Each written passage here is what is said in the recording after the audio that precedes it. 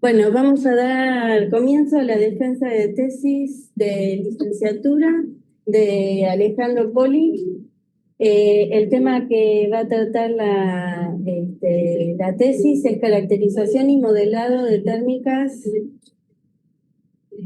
en la capa límite atmosférica con datos obtenidos de vuelos en planeadores. ¿Alguien tiene abierto el YouTube y se está escuchando? ¿No? Abierto.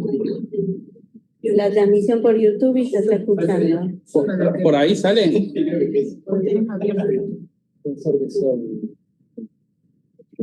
proyector. El proyector. Bajar el volumen. En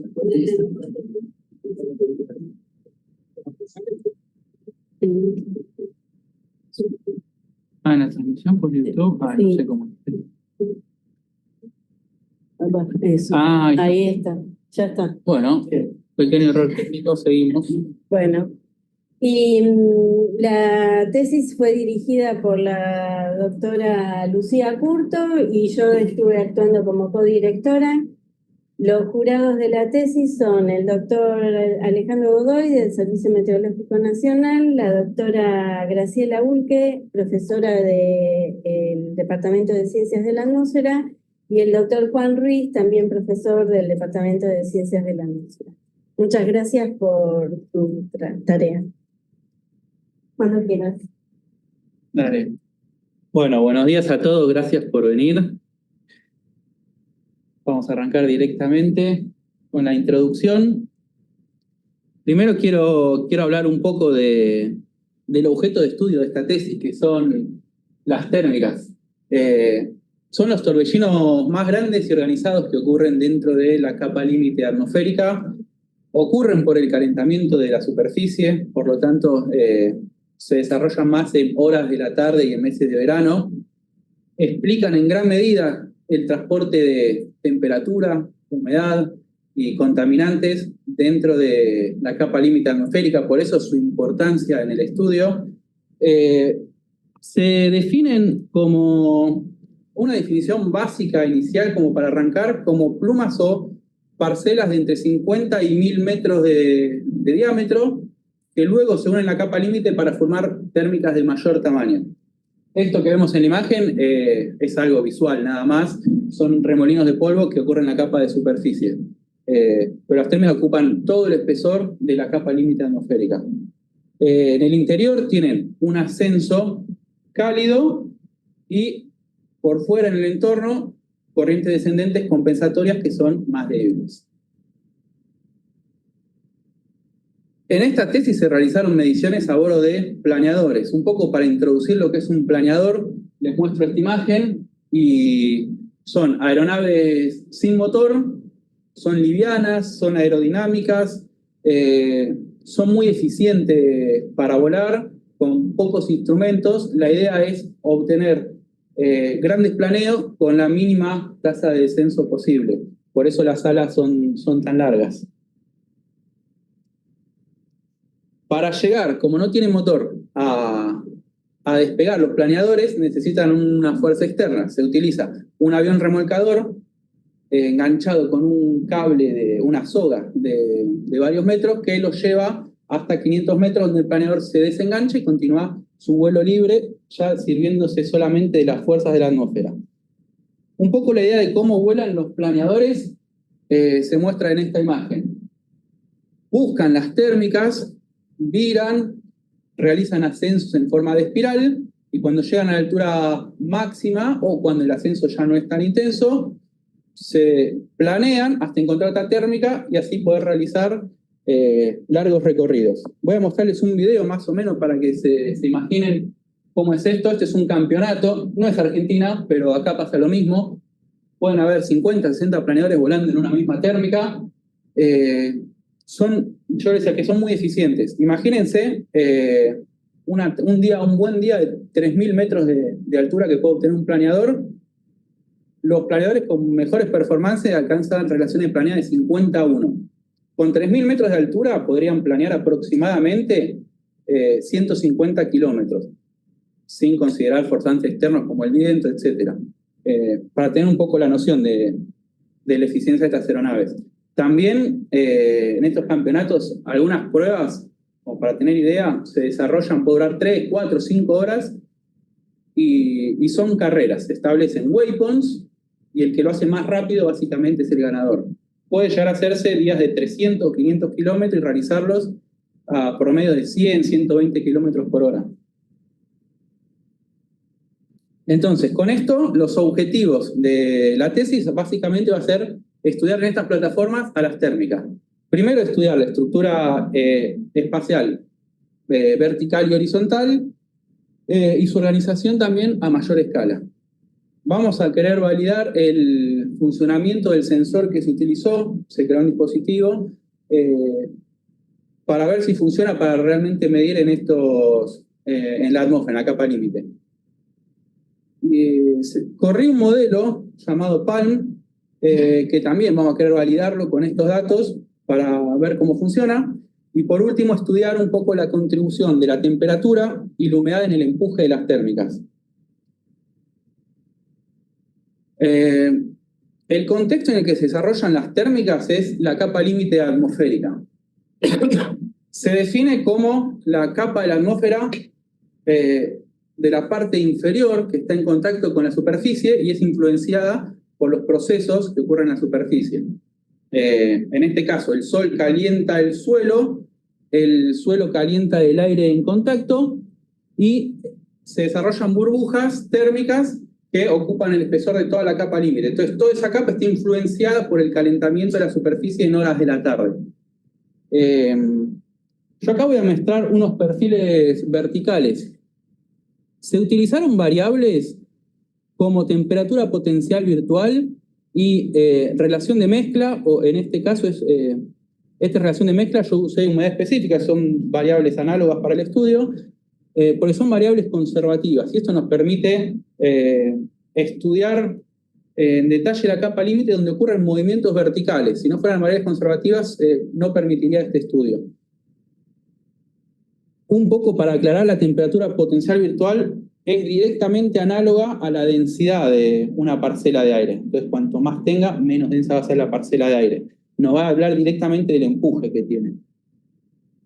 Entonces, en la vertical, la temperatura potencial virtual, vamos a llamarla θB, se comporta de la siguiente manera. En la parte inferior, como definimos la capa de superficie, donde los procesos son más moleculares que turbulentos, no le vamos a dar mucha bolilla en esta tesis. En esta capa la temperatura potencial virtual disminuye con la altura. Luego, la capa que ocupa el mayor espesor en horas de la tarde en la capa límite atmosférica es la capa mezclada. Por las dudas aclaro, estos son todos perfiles para horas de la tarde.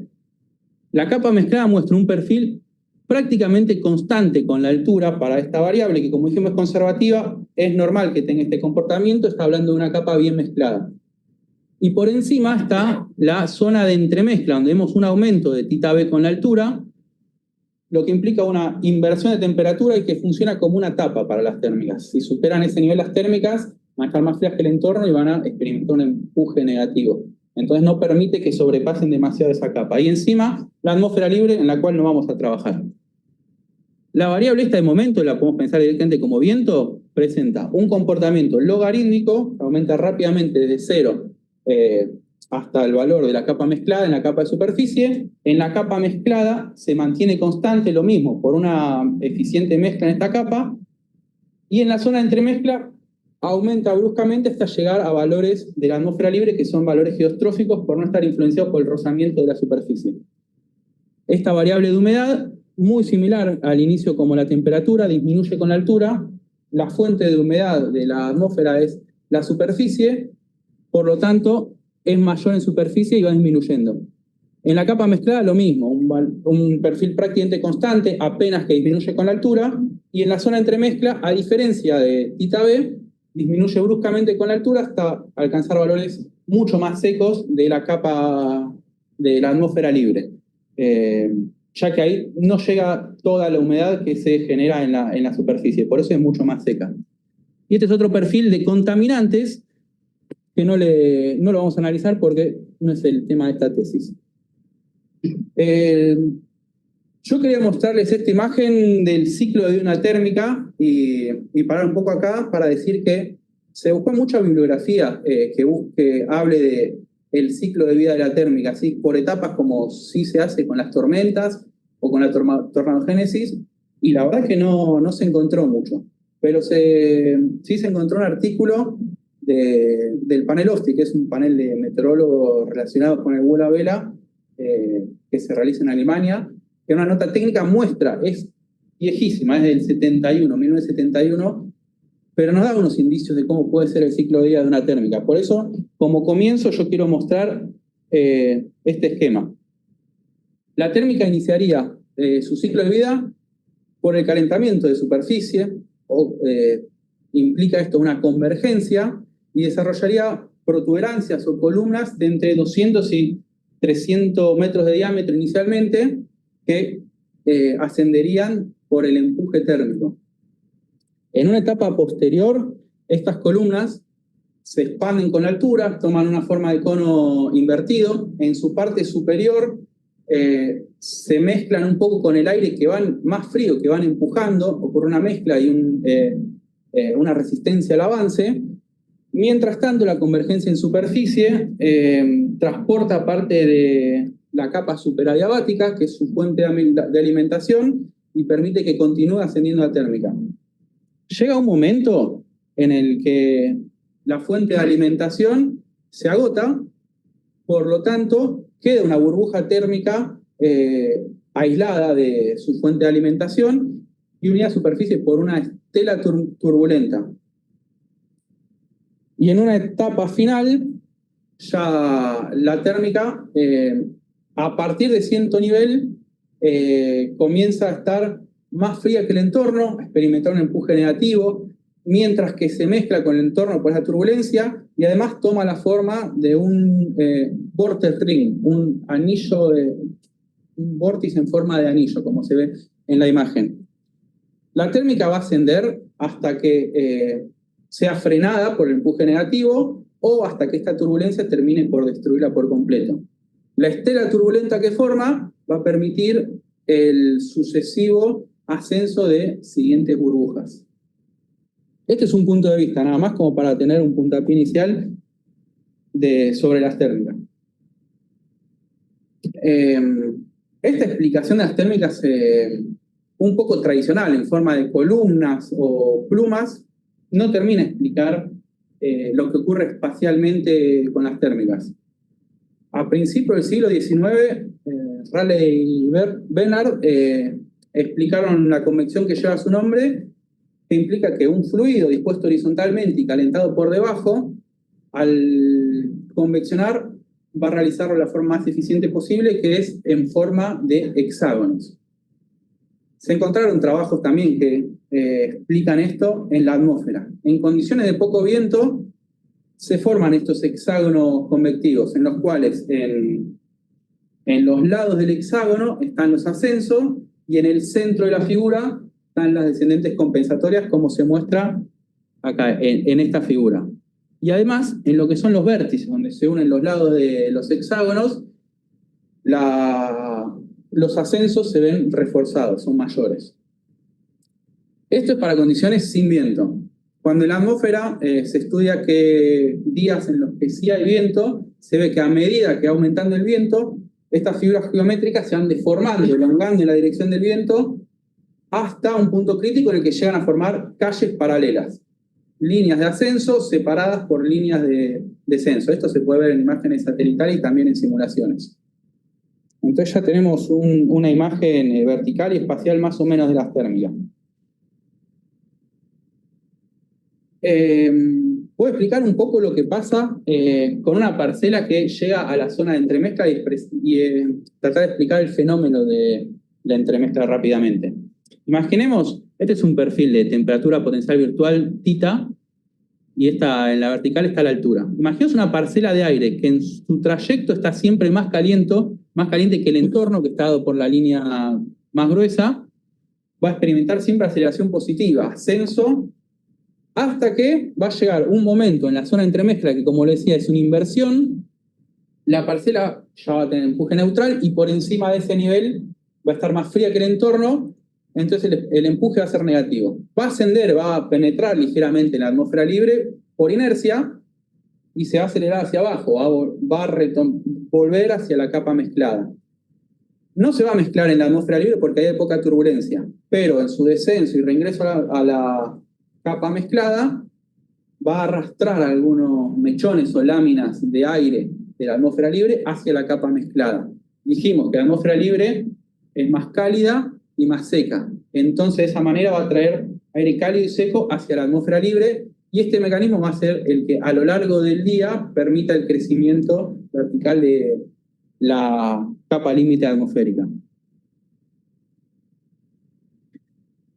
De este tipo de trabajo que se quiere hacer mediciones y cuantificar en la capa límite atmosférica, se encontraron algunos que trabajan con diversas formas como simulaciones numéricas, radiosondeos, mediciones en torres, etc. Pero mediciones a bordo de aeronaves hay pocas.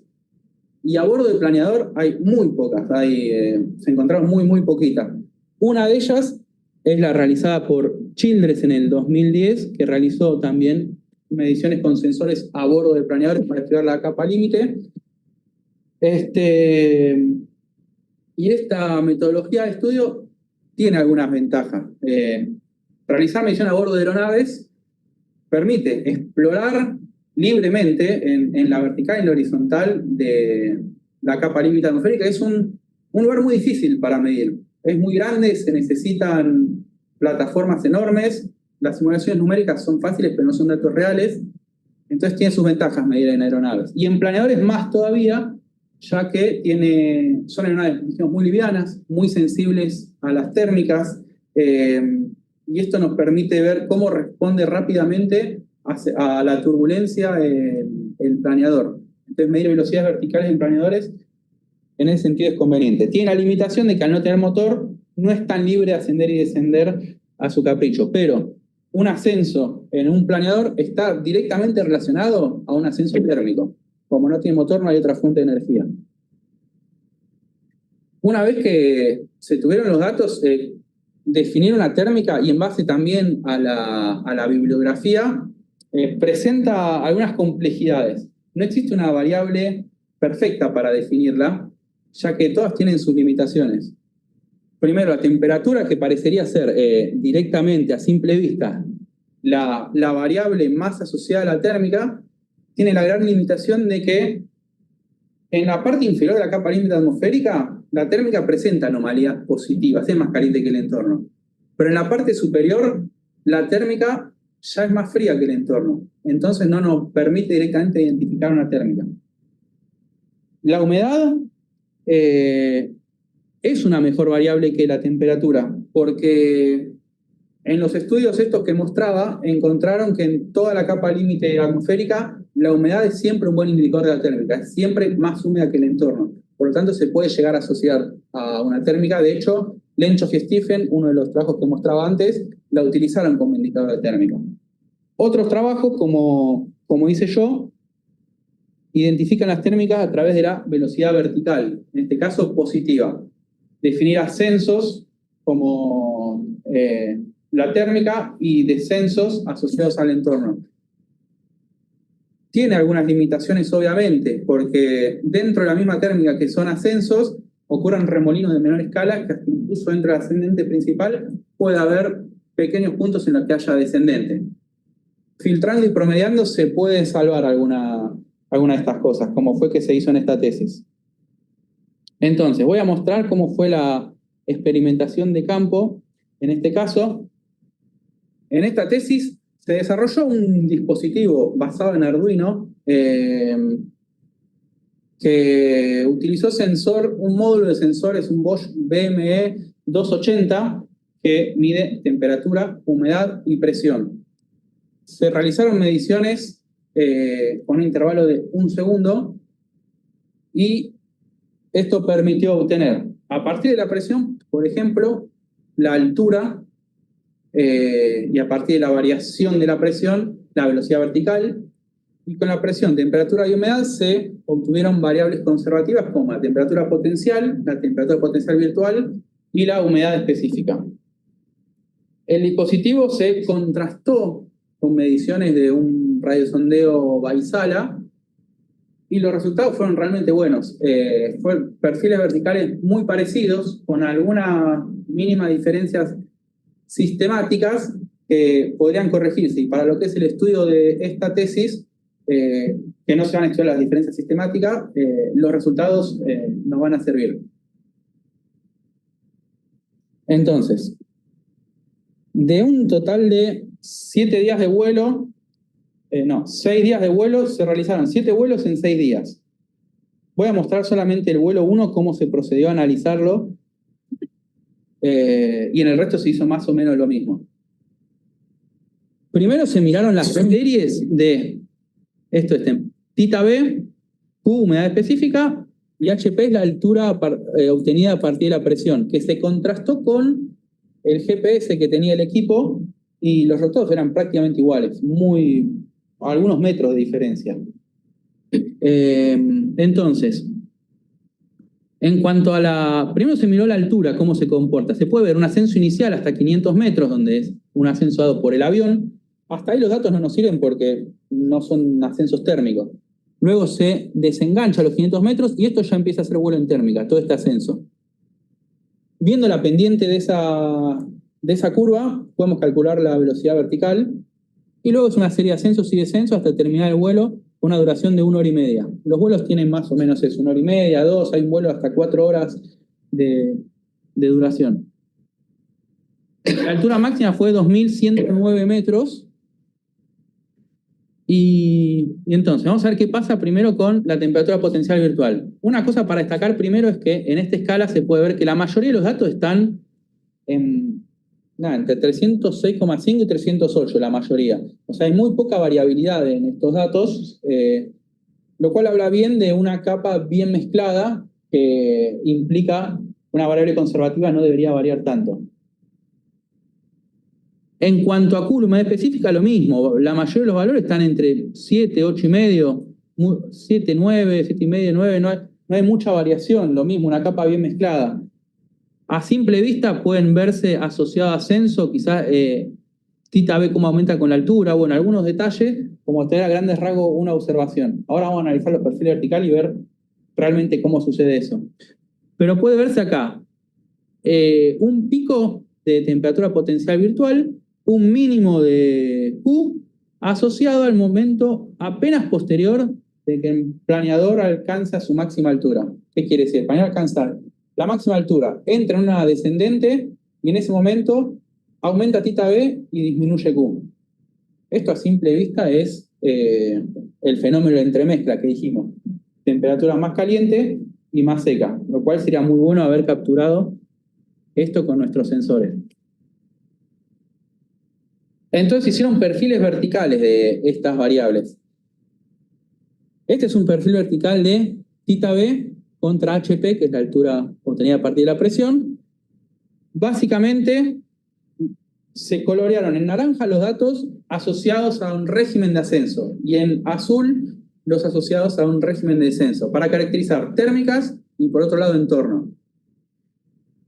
A su vez, de los 500 metros para arriba, por los datos para abajo dijeron que no nos sirven, hasta el tope de la altura que llevó el planeador se dividió en 3. Se llamó niveles bajos, niveles medios y niveles altos de la capa límite, como para estudiar qué pasa con la altura en promedios. Entonces, estas líneas verticales que se ven son los promedios para cada régimen y para cada nivel. Entonces vemos, por ejemplo, en niveles bajos, vemos que en térmica la temperatura es casi 1 grado mayor que en el entorno. En niveles medios también es mayor la temperatura tita B en la térmica que en el entorno, y en niveles altos lo mismo, pero ya cada vez con la altura va siendo menor. En varios vuelos incluso se encontró que esta diferencia puede hasta invertirse, que tita B sea menor en la térmica que en el entorno. O sea, tenemos una térmica más densa que el entorno que está ascendiendo solamente por la inercia en los niveles altos de la capa límite atmosférica.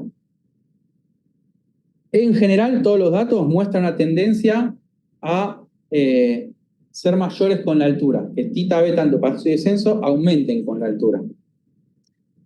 Y cabe destacar esto mismo, esta escala está entre 306 y 308, no hay mucha variación en tita B. En cuanto a Q, la variable de humedad, muestra en principio un descenso con la altura para todos los datos, lo cual es lógico pensando que la fuente de humedad es la superficie.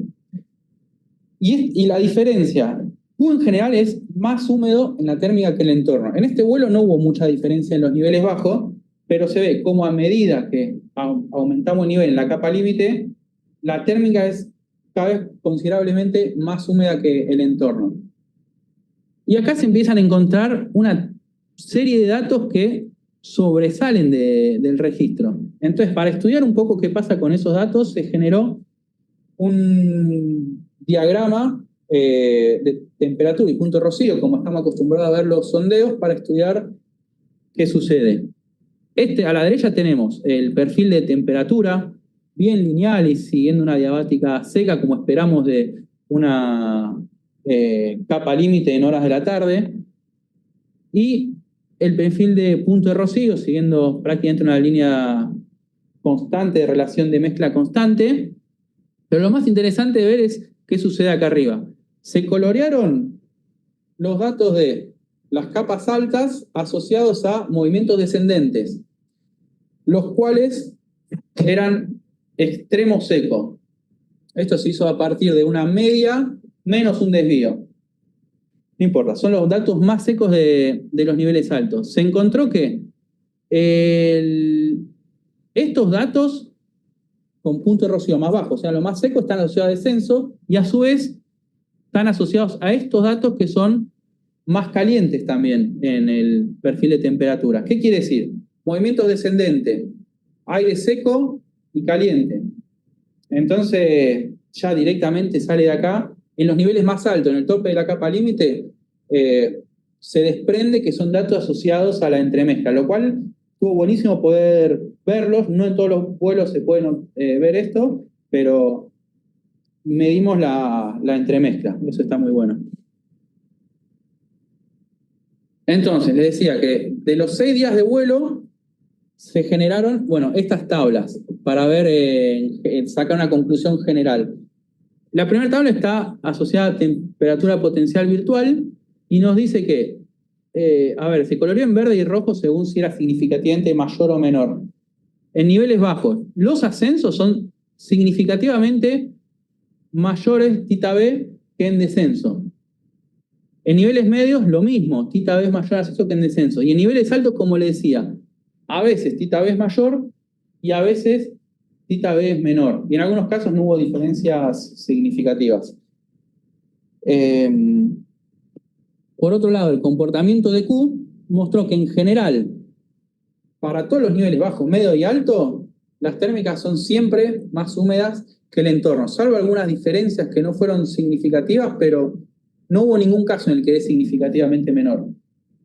Lo cual potencia la teoría o el análisis que hicieron Lenchoff y Stephen para tomar esta variable como un indicador de la presencia de térmicas.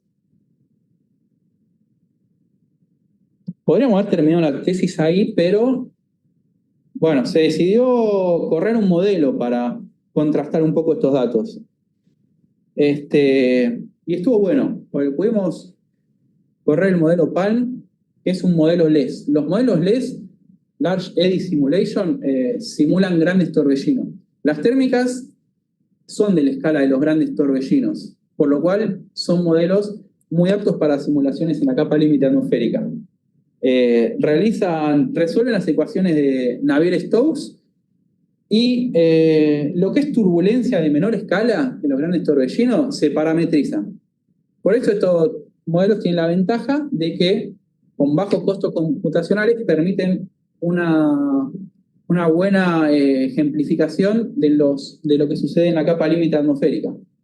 En particular, el modelo PALM que se usó fue desarrollado en la Universidad de Hannover, en Alemania, y es bastante reciente, es del 2020 aproximadamente. Y tiene muchas ventajas que está todo en internet, libre, gratuito, hay mucha documentación, muy configurable, bastante intuitivo. Bueno, costó un montonazo hacerlo correr, pero una vez que está se puede modificar un montón de cosas de manera relativamente sencilla. De esa imagen animada vamos a volver después. Se realizaron 2 corridas que se analizaron. Una sin viento y la otra exactamente igual, pero con viento. A ver qué pasaba. Tratando de simular las condiciones del vuelo 1 en cuanto al perfil vertical que se construyó de temperatura y humedad. Un tipo de suelo sembrado permite un montón de opciones. En esta simulación es importante, fue sin nubosidad, no se permitió la formación de nube. Queda pendiente para más adelante. Y la radiación, vos al modelo le das latitud, longitud, día, o sea, la fecha y el horario, y el modelo solo calcula la radiación incidente por los parámetros orbitales. El dominio fue de 9 kilómetros por 6 kilómetros por un alto de 2.400 metros, lo cual permitió simular varias térmicas en simultáneo. Una simulación de duración de 2 horas de simulación, una salida cada 15 minutos, y aunque la salida sea cada 15 minutos, el modelo es mucho más potente, resuelve cada 20 segundos de simulación. Y además que me faltó decir que en una retícula de 30 metros por 30 metros por 30 metros, lo cual nos da una resolución espacial altísima. Algunos resultados fueron estos perfiles verticales. Primero tenemos el perfil de W, velocidad vertical. En naranja se ven ascensos y en azul se ven los descensos. Acá se puede ver. Primero, dos plumas que surgen de la capa de superficie, se unen en una térmica en aproximadamente 600 metros y luego se vuelven a dividir en 3 partes, de las cuales no todas llegan al tope de la capa límite. Esto es un poco el comportamiento más real de las térmicas. No son cilindros perfectos que ocupan siempre la misma, no, son un poco más así, más enquilombados. En cuanto a tita, se muestra acá un campo de anomalías de tita por nivel. Se calculó para cada uno de los 82 niveles verticales la anomalía respectiva a ese nivel. En rojo se muestran las positivas y en azul las negativas. Se ve las anomalías máximas cerca de superficie, en la capa de superficie, y estas van disminuyendo a medida que aumenta la altura. Llega al nivel de 1200 metros, donde las anomalías son neutrales y por encima son negativas. Puede verse acá con esta flechita que todo este ascenso, se puede ver acá en W también, es un ascenso frío, un ascenso que está más frío que el entorno. Para ver después realmente el empuje, vamos a verlo en tita B ahora, inmediatamente. Pero antes vamos a pasar por Q, la humedad, que lo mismo, muestra un máximo en superficie que disminuye con la altura. Pero a diferencia de tita, muestra en toda la columna vertical siempre anomalías violetas, que son positivas, asociadas a las térmicas, o sea que son siempre más húmedas que el entorno.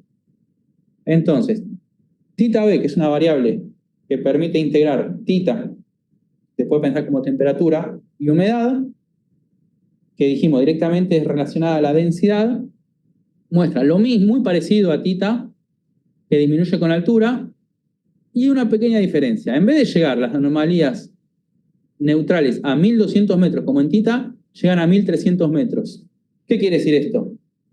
El empuje positivo que se da entre 1200 y 1300 metros está dado gracias al aporte de la humedad. Recordemos que la humedad, el vapor de agua es menos denso que el aire, entonces el aire húmedo es menos denso que el aire seco.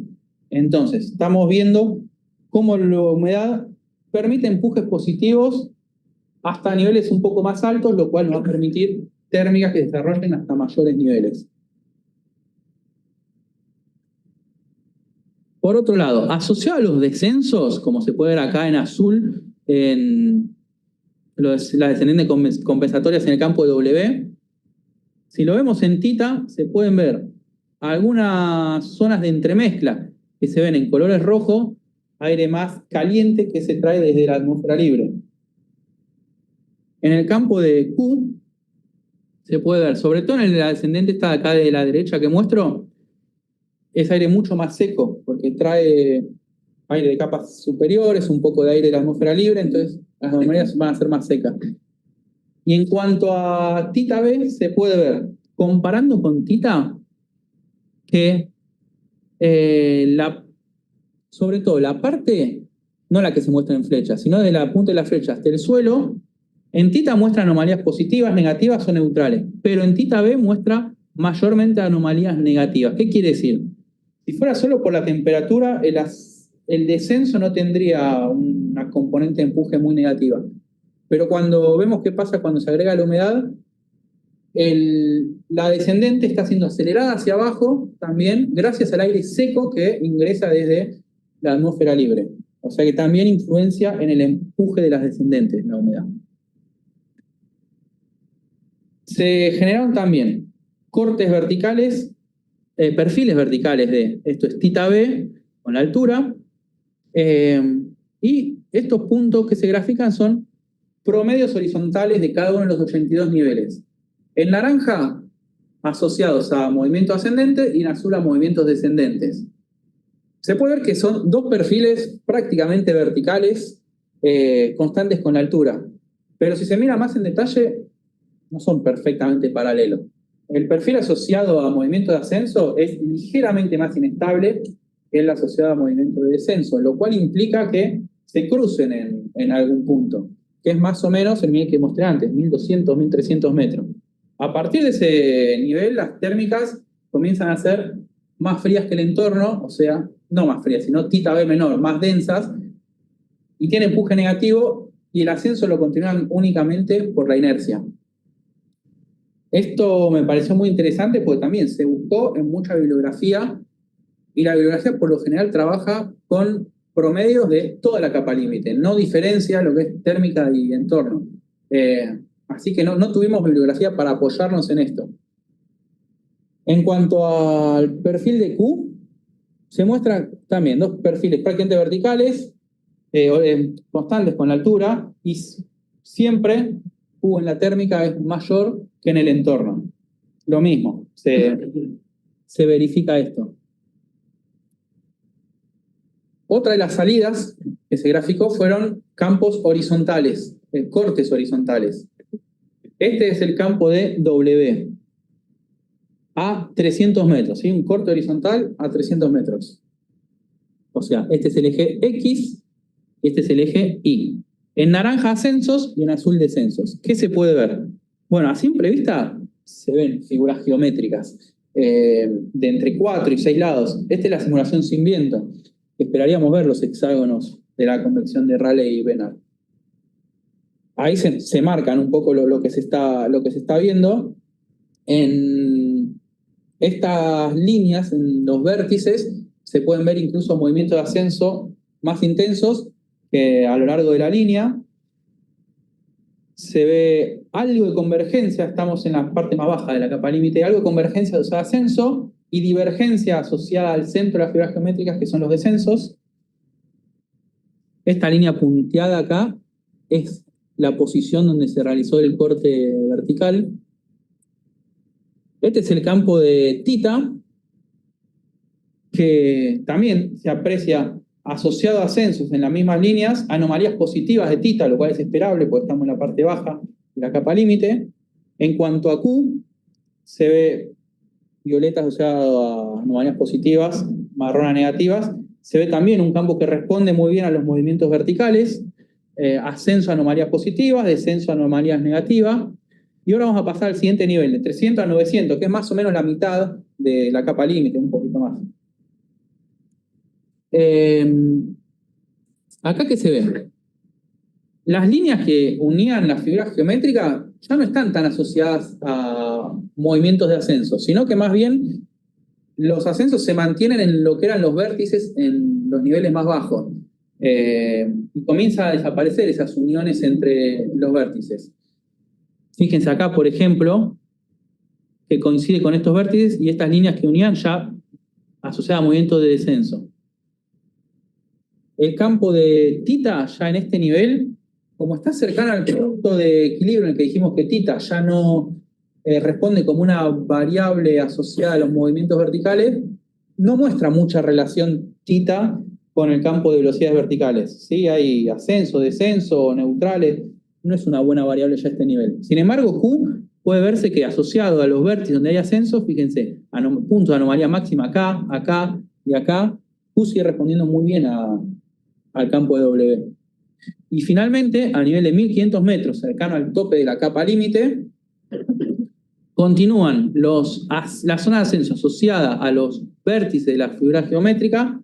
Ya en este nivel está prácticamente la zona de entremezcla, las térmicas son domos o montículos que sobresalen y puede verse ascensos rodeados de un anillo azul, que es un anillo de descensos, que un poco nos trae la imagen del ciclo de vida de la térmica, un poco ese vortex ring, ese anillo, ese vórtice, que se ve bastante claro acá, que es acá también donde ocurre la entremezcla. Divergencia, también se ve mucha divergencia en los vectores en este nivel, asociado a las térmicas. Y los campos de Theta, fíjense, ya directamente asociada a esa térmica, la anomalía es fuertemente negativa.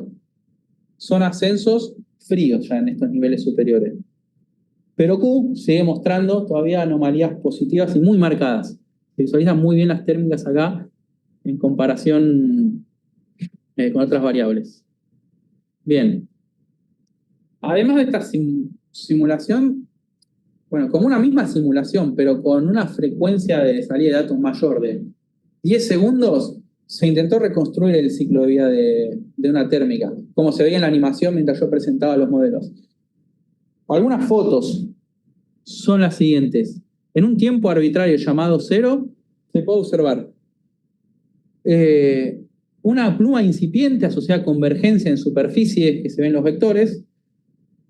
A los 4 minutos 30 comienza a desarrollarse una columna térmica, todavía es muy pobre, no tiene mucha fuerza, no es tan coherente. Algunas burbujas se desprenden y se mezclan con el entorno turbulento, no tienen mucha vida además de eso. Y ya a los 12 minutos 30 comienza a tomar fuerza la térmica, empieza a ser más coherente, más armada.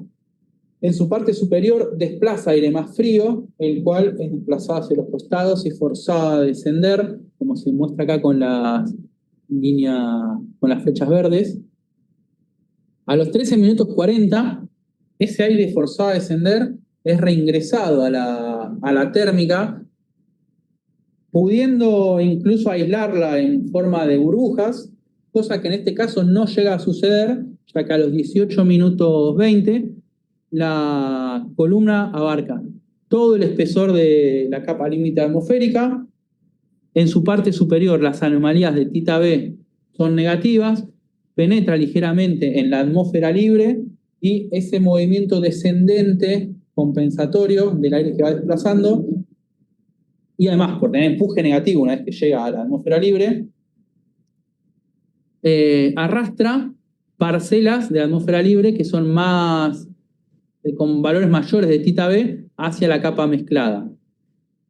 Finalmente, a los 23 minutos 20, la térmica empieza a debilitarse y todo ese aire descendente va reingresando a la térmica hasta que esa turbulencia termina de destruirla. Bueno, esta es la animación que mostrábamos antes, que a mí me pareció como un buen avance porque yo no encontré una simulación así de tanta frecuencia de una térmica como un video que permita estudiarla. Porque esto surgió a hacer la animación en parte porque había cosas que no podíamos explicar si no teníamos un paso temporal y teníamos solamente fotos. Así que me pareció súper productivo haber podido generar esto. Más o menos tardó 6-7 horas en esta compu en correr esta simulación. Bueno, entonces eso fue la simulación sin viento. Para la simulación con viento, no vamos a hacer todo el análisis, se va a comparar algunas variables nada más. Son máximos esto. Sin viento el máximo de W fue de 3,83 y con viento fue un poco mayor. Parece que el viento le dio más potencia a las térmicas, permitiendo que sea hasta 4 metros sobre segundo la velocidad máxima. Las anomalías de Tita, sin viento las máximas fueron 0,23 y con viento, para sorpresa, fueron menores, 0,15, algo menores. Y lo interesante viene en que las anomalías de Q sin viento fueron 1,43 y con viento 2,14 gramos por kilogramo. Fueron considerablemente mayores. A ver, en general, en lo que es el empuje dado por las perturbaciones de Tita B, fueron parecidas, 0,49 pero contra 0,51. Pero, veamos esto. Con viento, comparemos anomalía de Tita con Tita B. Tita es 0,15 y Tita B 0,51. Esa diferencia de 0,36 que hay entre una y otra le está dando exclusivamente la humedad. Ese empuje, o sea, la mayor cantidad de empuje que está teniendo la térmica, esto es en las capas más bajas, en la capa de superficie próximo a la capa mezclada, la parte más baja, esa gran diferencia le está dando la humedad en el empuje. A mí me sorprendió mucho porque yo sabía que el empuje por la humedad influenciaba, pero no tanto. Y en este caso digo que era hasta incluso más importante que el de la temperatura. Y sobre todo en el caso con viento. Voy a mostrar nada más 3 campos de la simulación con viento. Esto es W, solamente para mostrar que con un viento del sur de 10 metros por segundo, en 300 metros se ve una alineación en forma de líneas ascendentes, descensos, ascensos, descensos, ascensos, ¿sí? Las calles de las que hablábamos alineadas con el viento. A los 900 metros lo mismo, se ven las mismas líneas prácticamente en la misma ubicación. Y a los 1500 metros, muy similar. No toda la calle ascendente llega hasta ese nivel, pero en su mayoría sí, y están alineadas. No se ve también acá, pero está. Bueno, con ese trabajo, entonces, algunas de las conclusiones son las siguientes. Primero, que el dispositivo que se creó, Mirlo, permitió realizar mediciones de calidad en las térmicas y en su entorno. Se comparó con los datos de Vaisala, dio buenos resultados, dio buenos tiempos de respuesta y nos permitió generar perfiles verticales de variables importantes para el estudio en la capa límite con una buena resolución temporal de 1 segundo. El modelo numérico PALM permitió integrar esta información en tiempo y en espacio, porque nosotros con el Pioneer tenemos mediciones puntuales. Demostró ser un modelo muy eficiente, muy potente, libre, gratuito, que tiene muchas ventajas para poder estudiar, para hacer estudios en la capa límite. Entonces, tanto con las mediciones en planeador como con las simulaciones numéricas, se pudo estudiar el comportamiento de la temperatura y la humedad con la altura en las térmicas y en el entorno. Además, se pudo recrear el ciclo de vida de una térmica que es algo, diría yo, novedoso, que no se había visto mucho. Por otro lado, se pudo verificar el proceso de entremezcla, tanto con los datos obtenidos como con las simulaciones numéricas, lo cual habla bien del modelo y de las mediciones, y junto con la teoría nos dan un panorama un poco más completo. Con las simulaciones numéricas se pudo estudiar el efecto que tiene el viento en la organización, desde hexágonos sin viento a calles alineadas con el viento. Este fue el primer trabajo en realizar mediciones con planeador en Argentina, por lo menos. Lo cual está bueno porque nos da como... allana un poco el camino. Si alguien quiere volver a hacer investigaciones, bueno, ya más o menos sabe por dónde va, sabe los sensores cómo responden, simulaciones numéricas. Nada, se puede encontrar, o sea, hay muchísimo más por estudiar en las térmicas, pero al menos una caracterización básica se pudo llegar a hacer. Y los planeadores demostraron ser una plataforma eficiente para realizar este tipo de mediciones. Y finalmente, con Bueno, con el modelo numérico, no, yo creo que es un gran avance haber podido traer el modelo PALM, porque puede permitir realizar, primero, proyección de estudios. Antes de salir al campo a investigar, hacer una simulación, ver cómo diseñar el experimento. Y no solo eso, sino para materias como micrometeorología, procesos de pequeña escala, podría llegar a servir, o para futuras investigaciones acá en el DECAO. Y dar más conocimiento de las térmicas también aporta en lo académico y hasta en las técnicas de vuelo, porque conociendo mejor el elemento sobre el cual vuelan los planeadores, podrían hasta desarrollarse mejores técnicas de vuelo, incluso diseño de instrumental. El planeador usa el bariómetro, que sube, baja nada más, midiendo diferencia de presión. Podría incluirse esto de la humedad, que es un buen indicador de las térmicas, que demostró ser muy eficiente, para hacer más precisos los vuelos en planeador incluso. Así que bueno, muchas gracias a todos por... ¿Preguntas?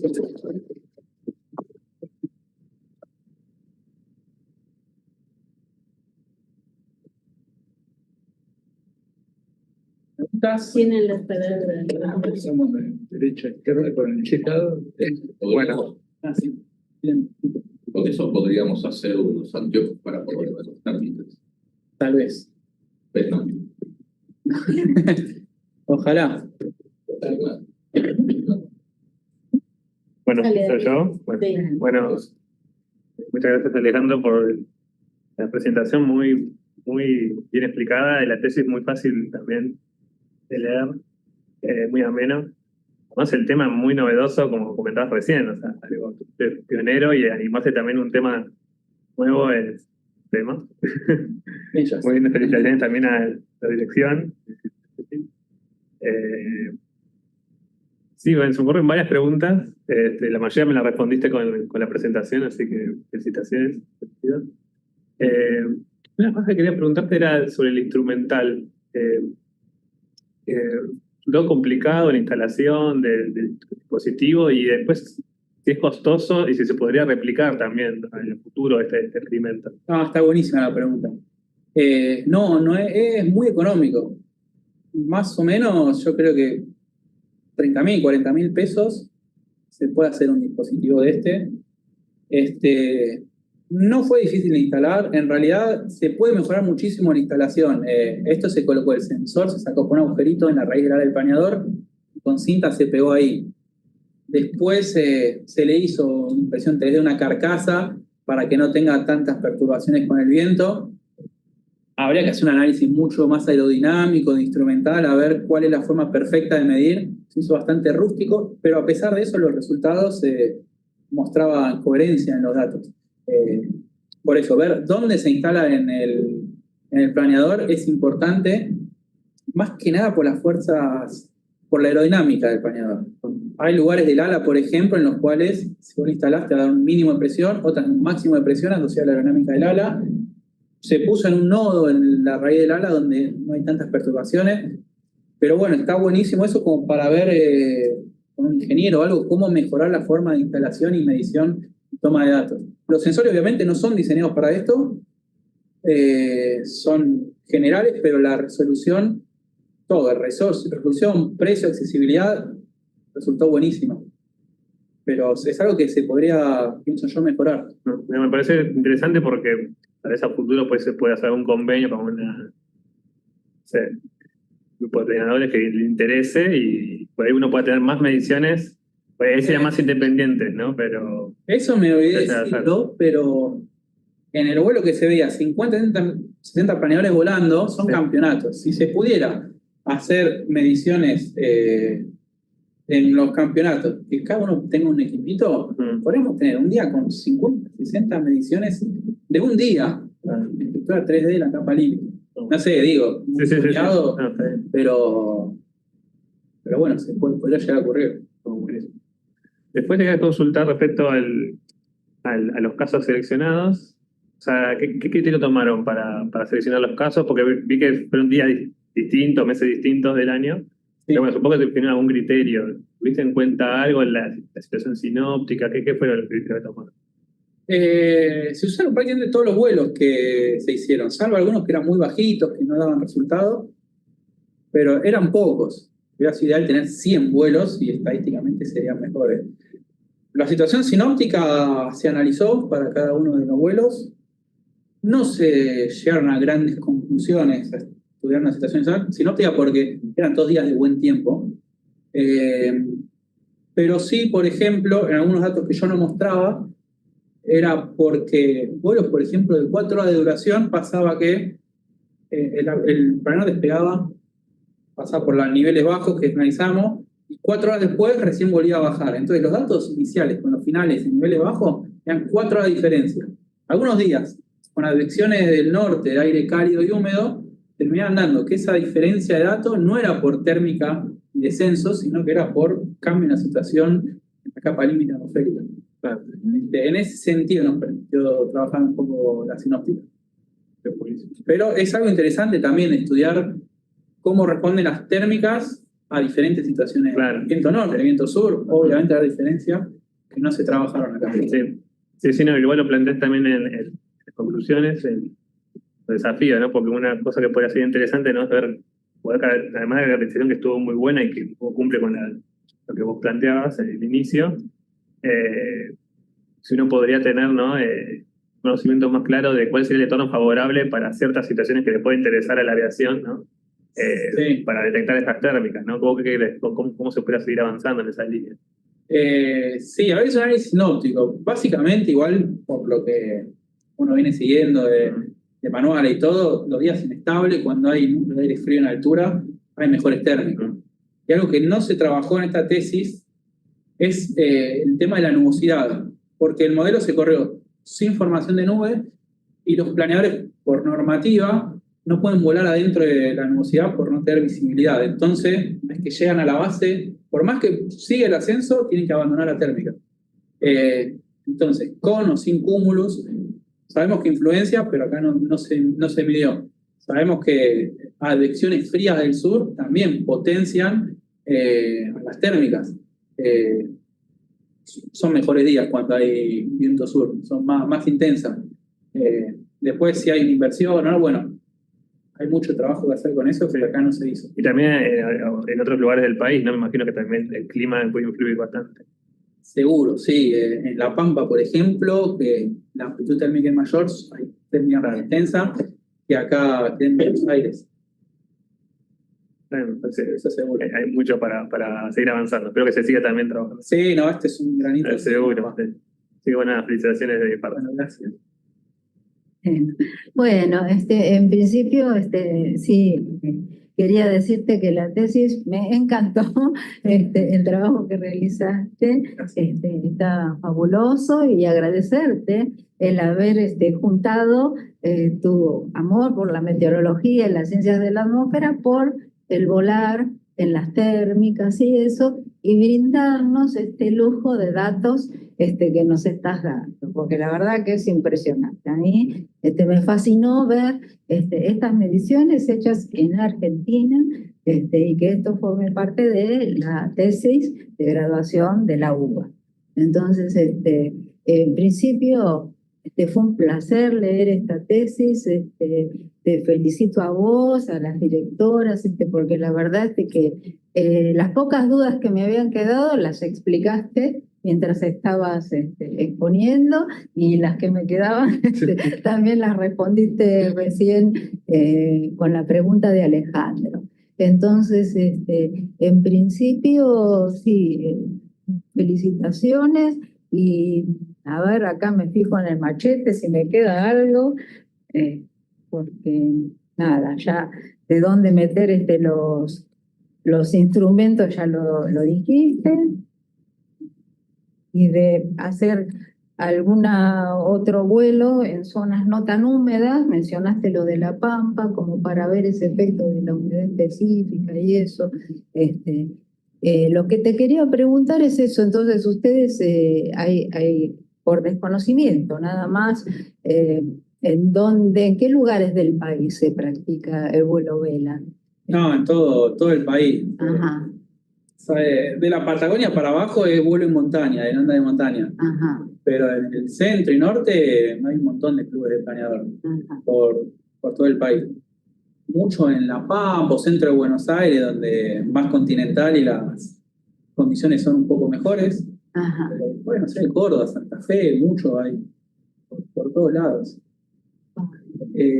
Bueno, y por lo que decís, sí, yo como piloto de planeador, hay muchas cosas que sabés, que se dicen en la pista, que charlas de asado y todas esas cosas, manuales, que yo vi que se charlaba mucho, y después hice yo la carrera de meteorología, y vi como que en los libros no había tanto eso que se charla en el boca a boca, y un poco eso también me llevó a querer estudiar académicamente algo que es charla de pista, digamos. Claro. Y por acá en la facultad como que más técnico todo. Entonces quise traer un poco eso, porque podemos traer pilotos, expertos, a que nos expliquen. Hay un montón de cosas que con los dedos te van a explicar, pero que ocurren realmente en la atmósfera y son difíciles de explicar a veces con la teoría. Claro. Me pareció muy interesante eso. Exacto, sí, y bueno, ¿van a publicar esto? Sí, mi más fuerte sugerencia como para que publiquen esto, porque la verdad que habiendo dado clases en esta temática, recurrí también, hicieron una búsqueda bibliográfica impresionante, y me parece muy valioso publicar esto con datos tomados aquí, tanto para la academia como para las aplicaciones. Bueno, gracias. Sí, queremos publicarlo y presentar algo en el Congremet, Eso. en el 15 ahora. Así que estamos armando algo ahí para hacer una pequeña presentación. A ver si alguno se engancha o si quiere seguir en esta línea de investigación. Perfecto. Bueno, felicitaciones Bueno, muchas nuevamente y muchas gracias. Bueno, me sumo entonces a las felicitaciones a vos, a tu directora. La verdad que hace un trabajo súper original. Tanto el hecho de ver estas observaciones que vos diseñaste y cómo las analizaron, y esto de compararlas con el modelo, que la verdad que, bueno, como vos dijiste en la presentación, solo las observaciones ya eran un montón de trabajo y un montón de información interesante para analizar, y el plus de haberlo comparado eso con una simulación, tratando de reconciliar esos dos mundos que son difíciles, cada uno tiene sus dificultades, opinarlos, bueno, los problemas generalmente se suman, nunca se cancelan, digamos. Y así que en ese sentido la verdad que está buenísimo. Tenía un poco la misma duda que lo que discutieron con Ale recién respecto de la ubicación del sensor y el efecto hidrodinámico que pudiera tener circulación alrededor del mismo planeador. Pensaba si eso tiene que ver con esos errores sistemáticos que vos corregiste o no. Bueno, son cosas quizás interesantes para ver. De la simulación con el modelo y respecto al rol de la humedad, me quedó una pregunta también, porque viendo los perfiles verticales, es como que es muy marcado el máximo que vos tenés en Q cerca de superficie. No sé, vos ves el perfil vertical, no sé, medio, o bueno, tanto de los ascendentes como de descendentes del modelo. Me llamó la atención ese máximo tan fuerte que hay en Q. Y me preguntaba quizás cómo es que, porque en la tesis está escrito que hay un modelo de suelo, ¿no? Acoplado. ¿Cómo ese modelo de suelo resuelve el tema de la evaporación? Bueno, sí, supongo que va a haber evaporación, pero también si quizás las condiciones del suelo en ese caso, cómo eran, o eso también. Claro, las iniciales. Ajá. Para entender un poco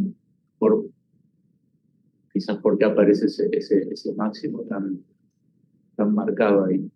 En naranja, Claro. ascensos. Sí, que se ve también un poquito en el... A ver, el suelo yo lo configuré como un suelo de campo sembrado de trigo, maíz, si no me equivoco. Es un estándar. También se puede poner un perfil de humedad de suelo, y lo cual yo lo dejé estándar, pues no sé nada de eso.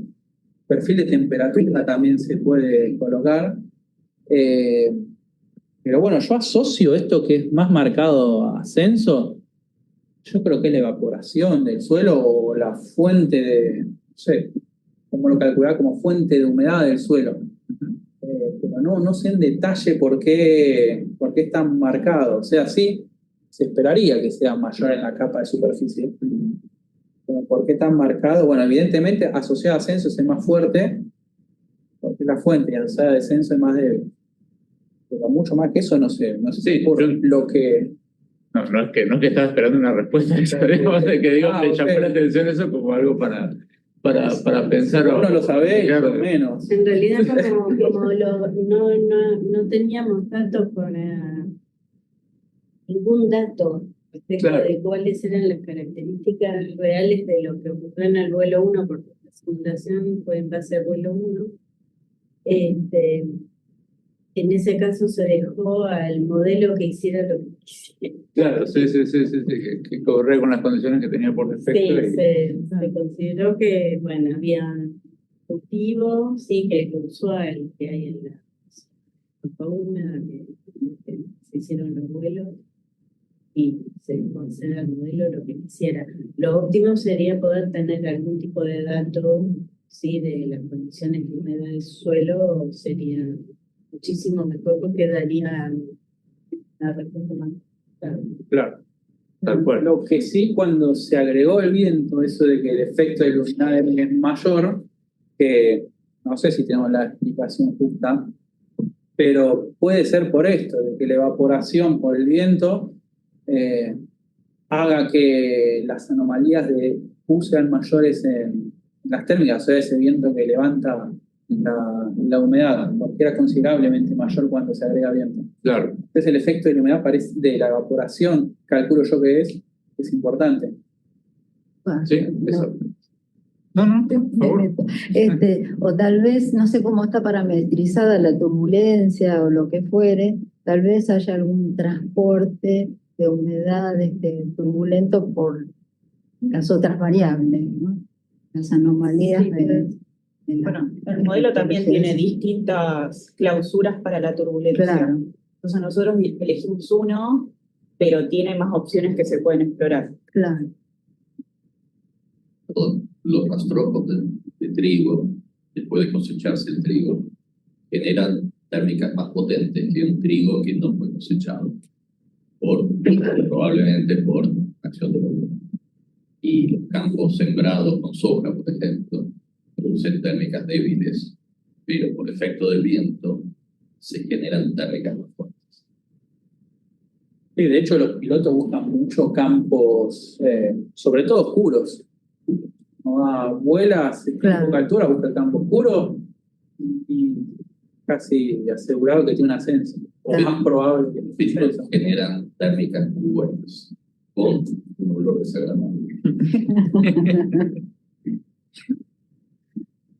Y otra cosa que me había quedado picando de lo que había leído en la tesis era cuando vos hablas que dependiendo de la intensidad del viento tenés distintas organizaciones de la convección dentro de la capa límite y que eventualmente eso puede afectar los patrones afectar por decisión de los pilotos, no los patrones de vuelo de los planeadores. En este caso, ¿se vio algo de eso, digamos, en el... Entonces, bueno, si hay rollos, el vuelo puede ser más lineal porque no hay necesidad, digamos, de ir dando vueltas alrededor de No, sí, carros, muy normal. puede seguir.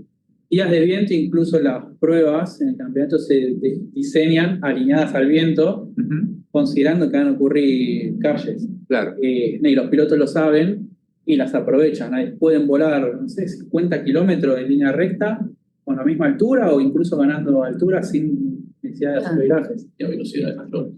Exactamente.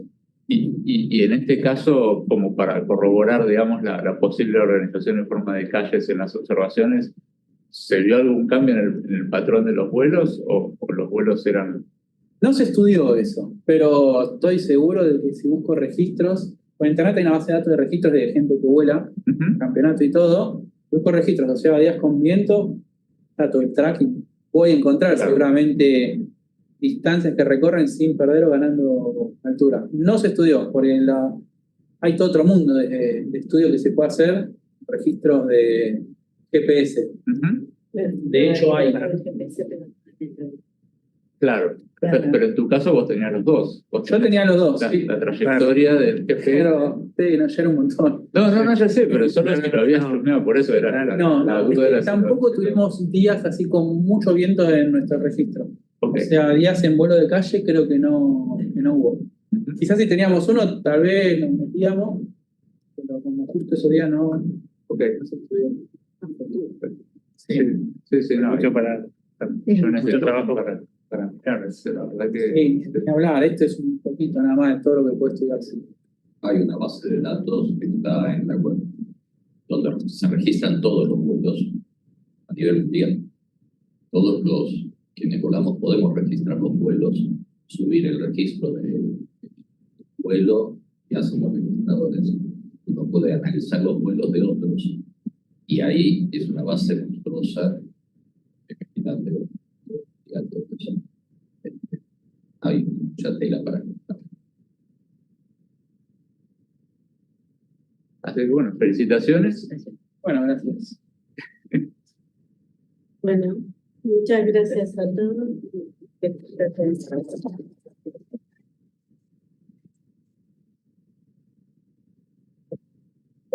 Bueno, Sí. Sí. yo quiero agradecer a mis directoras, porque bueno, fue un montonazo de laburo que me acompañaron siempre, al jurado que vino a acompañarme hoy, bueno, y a toda mi familia, amigos y compañeros que estuvieron acompañándome emocionalmente en estos años, que sin ellos hubiera sido difícil seguir con todo esto, porque cada vez que me quedaban, me empujaban, motivaban, así que, bueno, gracias a todos los que están acá.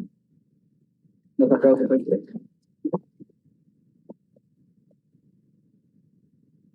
Teníamos que contar la transmisión de YouTube.